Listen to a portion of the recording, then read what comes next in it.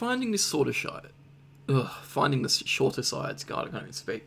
Alright, so when we're using Pythagoras, we don't always just have to find the hypotenuse, okay? We can also use it to find the shortest or a shorter side of that triangle, okay?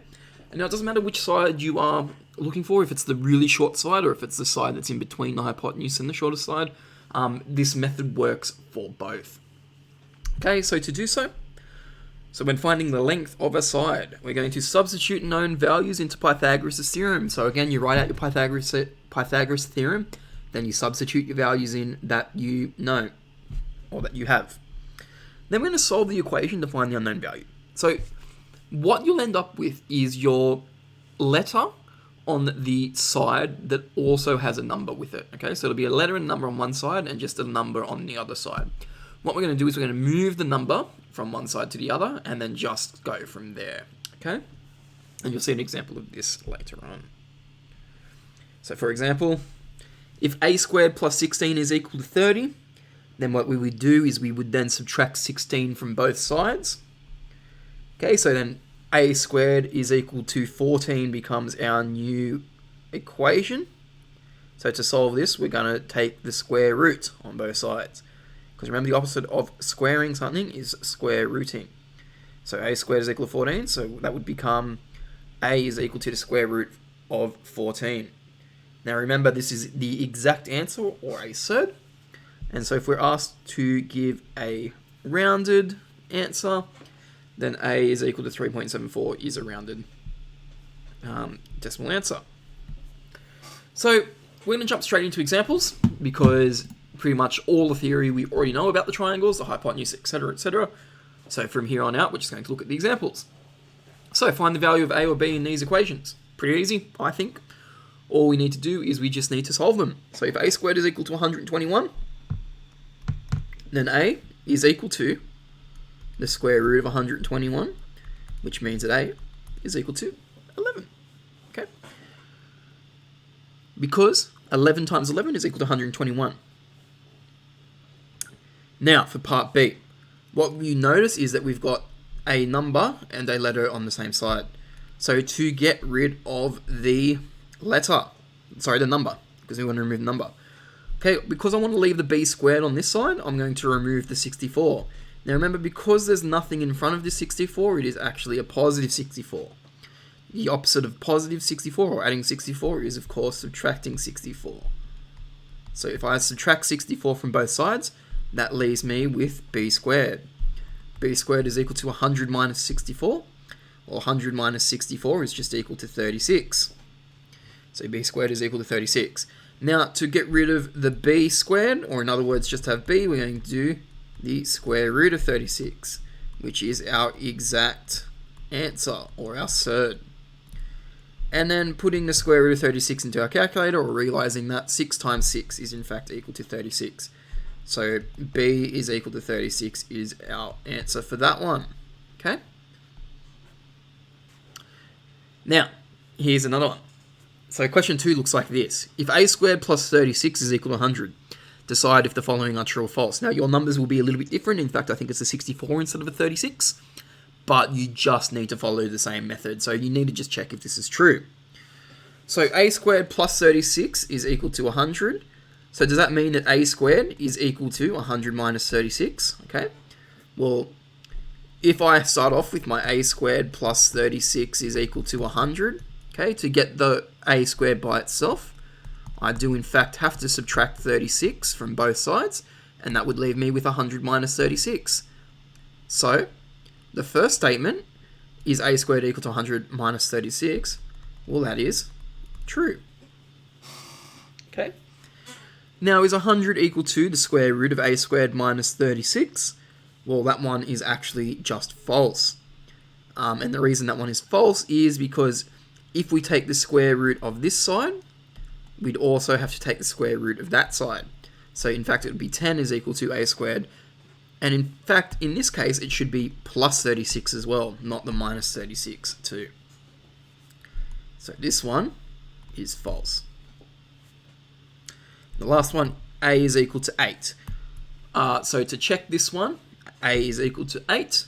what we're going to do is we're going to actually put it into the equation up here. So remember, we've got a squared plus 36 is equal to 100. So what I'm going to say is that a squared plus 36 should be equal to 100. So if I put 8 in here, so 8 squared plus 36, now this should be equal to 100. Well, 8 squared is equal to 64. 64 plus 36 is equal to 100. So this one is true. Okay, so example 3 and 4. In each of the following, find the value of the pronumerals, express your answer correct to 2 decimal places where necessary. So this is us actually solving these for these shorter sides now. So actually doing the Pythagoras for these shorter sides. So this shorter side is here. Okay, so remember the hypotenuse is the side that's opposite the right angle. And I always draw that in just to remind myself which one it is. It's the one that's always, so see how this one here and this one here, so looking at the second triangle just for the moment, that side and that side make the right angle. Well, then it's the other side that's not in that right angle part there that create which is the hypotenuse. So with that being said, let's write out Pythagoras' theorem. C squared is equal to a squared plus b squared. Now we're going to substitute in the values we know. We know the hypotenuse this time is equal to 20, so we're going to write 20 squared is equal to. Now it doesn't matter if I put x or 16 first or second, it doesn't matter which way I do this, but I'm going to put the x first. I always do the x's first, it just makes it a bit easier to solve. Okay, so 20 squared is equal to x squared plus 16 squared. Okay, so now we expand that out, so 20 squared, okay, so put into your calculator 20 times 20, which is equal to 400. So 400 is equal to, well, x squared we can't actually expand out yet, so we're just going to leave it like it is. And then our last bit is 16 times 16, or 16 squared, which is 256. Okay, now to get the x squared by itself, what I'm going to do is I'm going to subtract 256 from both sides. So minus 256 minus 256. And that leaves me with x squared is equal to 400 minus 256, which is equal to 144. So x squared, and I'm just going to rewrite that over here, x squared is equal to 144.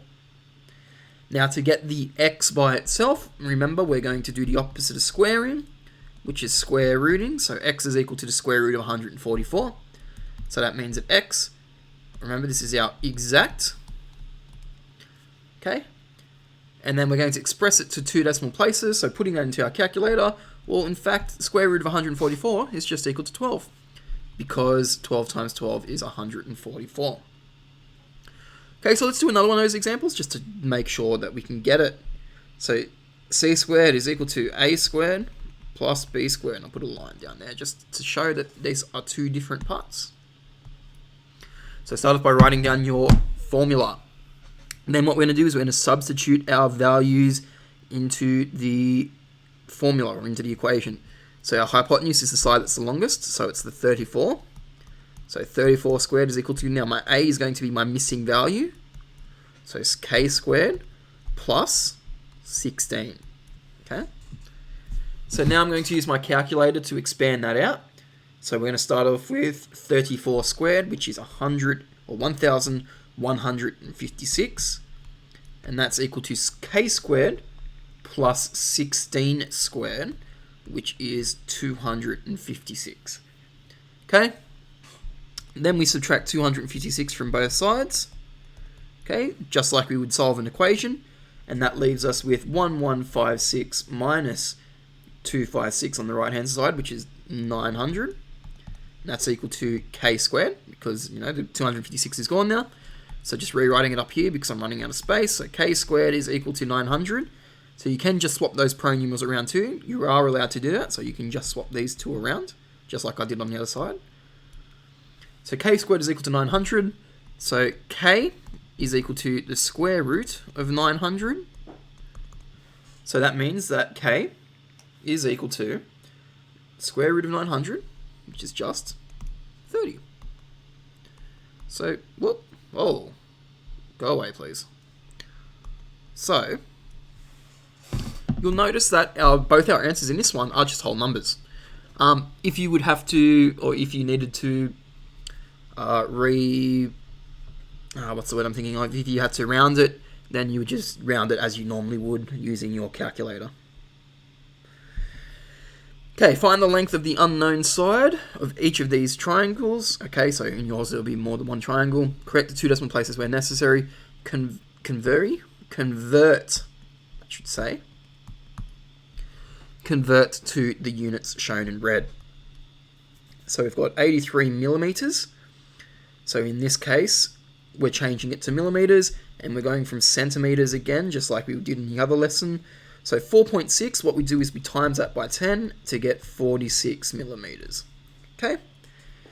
Now the 83 is our hypotenuse, so when I write out my Pythagoras theorem, I'm going to replace the C, in this case, with 83, because it is the hypotenuse. Okay, now my A is my letter that I'm going to be using in this one, which is G, so G squared plus, and now my new value for my short side is 46, so 46 squared. Okay, so now I'm going to work out what those values are by expanding them. So 83 times 83 is equal to 6889, which is equal to G squared plus 46 squared, so 46 times 46, 46 squared, so it's 2116. Okay, I'm going to subtract 2116 from both sides, because remember, when we solve an equation, we do the opposites. The opposite of adding 2116 is to subtract that. So 6889 minus 2116. So we get 4773 is equal to G squared, or G squared is equal to 4773. Now to get the G by itself, we do the square root. So the square root is 4773. So the square root of that number there, and this time we need to round it, so it's 60.08690 blah blah blah blah. So it's going to be 69.09, correct to do decimal places for this one. Okay, so G is that one. Now you should notice with these ones that they're actually smaller than the hypotenuse. So if this number is bigger than the longer side, then you've done something wrong. It should be something that's smaller. Okay. So 69.09, and we should write our unit, which is millimeters.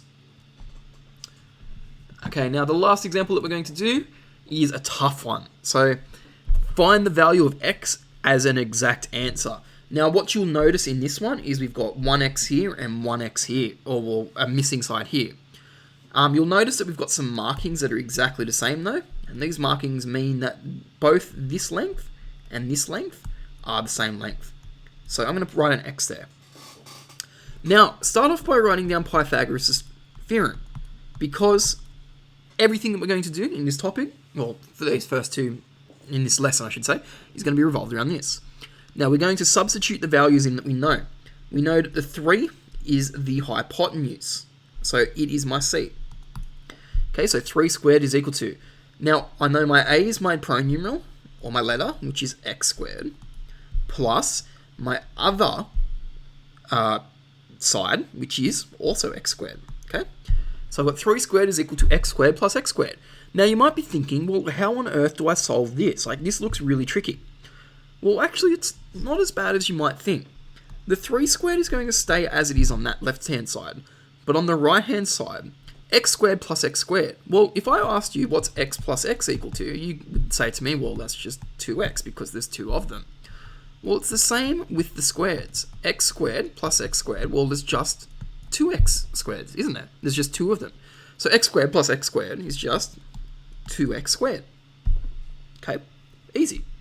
So evaluating now what 3 squared is equal to, we get 9 is equal to 2x squared, like this. Now, with this one here, what we do to solve it, well, we've got a 2 in front of the x squared now, and you might remember that to remove the 2 in front of an x squared, so there's a times between them, the opposite of that would be then to divide them both. So we're going to divide both by 2. So we get x squared on the right hand side is equal to 9 divided by 2, which is just 4.5.